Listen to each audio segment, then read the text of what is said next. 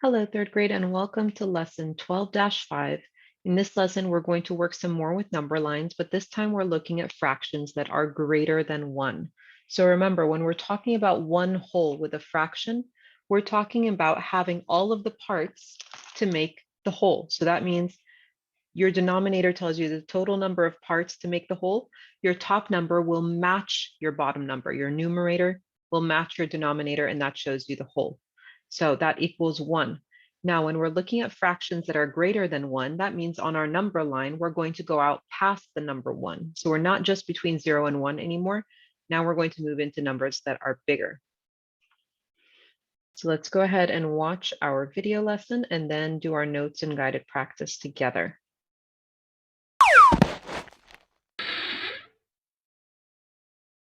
How can you use a number line to represent fractions greater than 1? A marsh rabbit hopped 7/4 the length of a rabbit trail. How can you show this on a number line? Number lines can represent fractions that are greater than one whole. The whole is the distance between 0 and 1. Divide each whole into 4 equal lengths. Each length is 1/4 of the whole. Okay, now here, stop and think. Why did we divide each whole into 4 equal parts? The fraction that we had at the very beginning said that the rabbit jumped 7/4. So since our denominator is 4, that tells us each whole length we have is going to be 4 equal parts. So here we can take a look at the different points on the number line to explore these. So since each one of these is broken up into 1, 2, 3, 4 equal parts, and this one is also 1, 2, 3, 4 equal parts, these are going to be in fourths. So the first mark is going to be the 1/4 mark. 1/4 is the same as 1 length of 1/4. 2/4 is the same as 2 lengths of 1/4. 3/4 is the same as 3 lengths of 1/4. 4/4 is the same as 4 lengths of 1/4. Okay, so now we've gotten to the one whole. What happens afterwards? So we have 1/4, 2/4, 3/4, 4/4. Next, we're going to have 5/4, which is going to be one whole plus 1/4 extra piece. 5/4 is the same as 5 lengths of 1/4. 6/4 is the same as 6 lengths of 1/4. 7/4 is the same as 7 lengths of 1/4. 8/4 is the same as 8 lengths of 1/4. So here you can see that each one of these represents 1/4 in distance. So each length over here is 1/4 long. 1/4, 2/4, 3/4, 4/4, that gave us our first whole. 5/4, 6/4, 7/4, and 8/4 gave us 2 full lengths long. Which fraction is the same as one whole? Now Select your answer. remember, our one whole is going to be where our numerator and our denominator match. So if we're working with fourths and we want to find out just the one whole, that's going to be 1/4, 2/4, 3/4, 4/4 to make one whole. Each additional length is one more copy of the unit fraction, so the numerator increases by 1 for each additional length. 4/4 is the same as one whole. The marsh rabbit hopped 7 lengths of the unit fraction 1/4. The point showing 7 lengths of 1/4 can be labeled as 7/4. 7/4 is greater than one whole, but less than 2 wholes.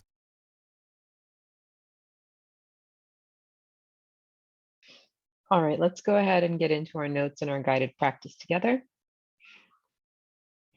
Now, in our notes, the question we're going to focus on is how can you use a number line to represent a fraction greater than 1, so longer than just 1? So our first question was, how can you show 7/4 on a number line? So I want you to stop and think when you get to a question like this. It says in the fraction 7/4, the total number of pieces in one whole is the number that we find in the denominator, which is 4. That's the bottom number. So one whole is going to be 4 equal parts. Now, since the number in the numerator, which is our top number, is bigger than the denominator, that means our fraction is showing a number that is greater than one whole, right? The 7 is greater than the 4. My number line will be broken up into 1/4 size pieces. Since the denominator is 4, it tells us that each one of our wholes are 4 equal parts. So if I have 7/4, I'm going to be making more than one whole. So I broke up 2 whole instead. So I went from 0 to 1, 1/4, 2/4, 3/4, 4/4. That's my one whole. And then I kept going until I got to 2 whole. 5/4, 6/4, 7/4, and 8/4 gave me 2 whole. And then I could mark my 7/4 mark on my number line. For our next examples, it says write the missing fractions. So for the first one, you have the 1 and the 2.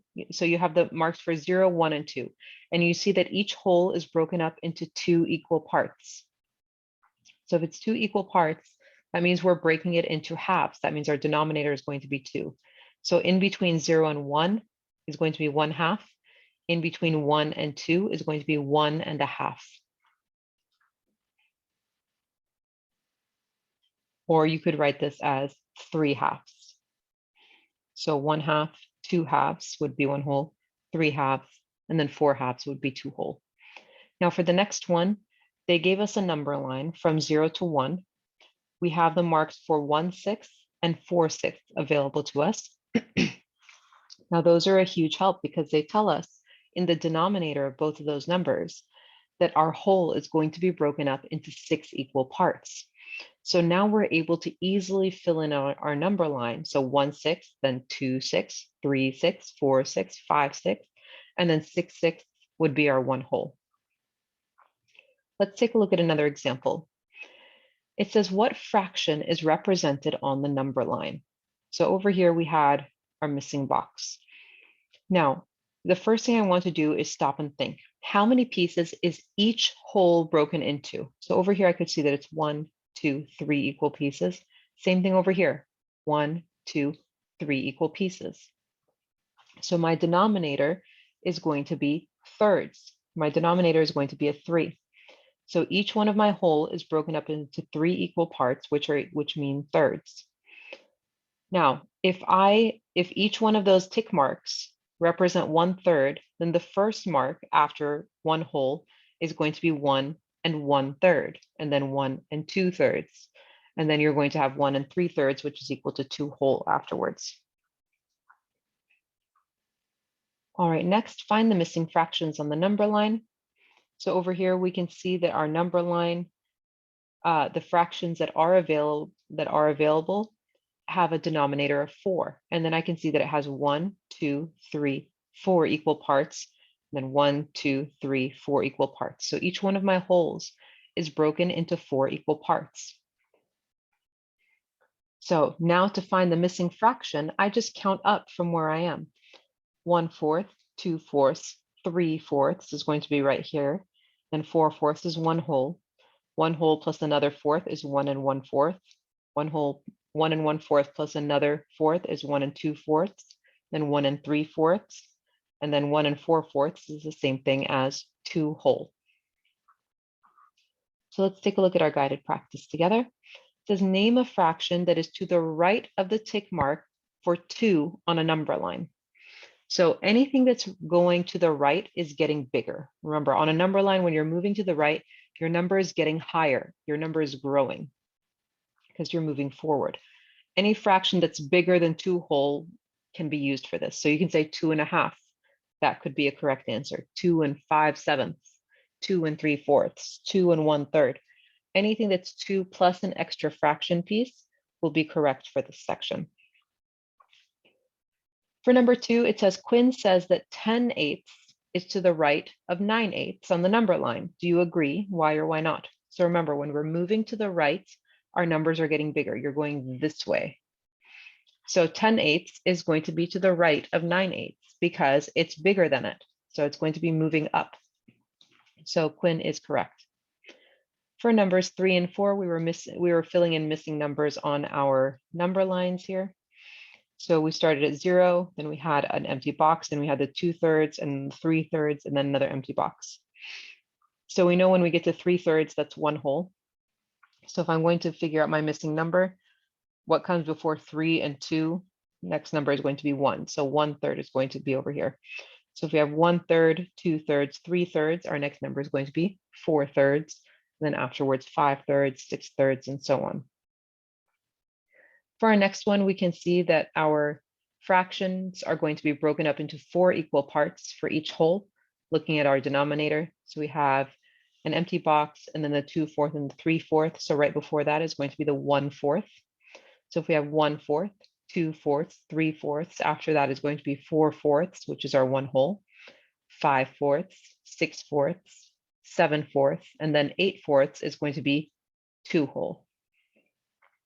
So you're just using your basic math skills to find these missing numbers, counting backwards, counting forwards, making it bigger, making it smaller, depending on what you need to do. If you have any questions about this lesson, definitely let me know. Otherwise, I hope you have a great day. Take care. Bye-bye.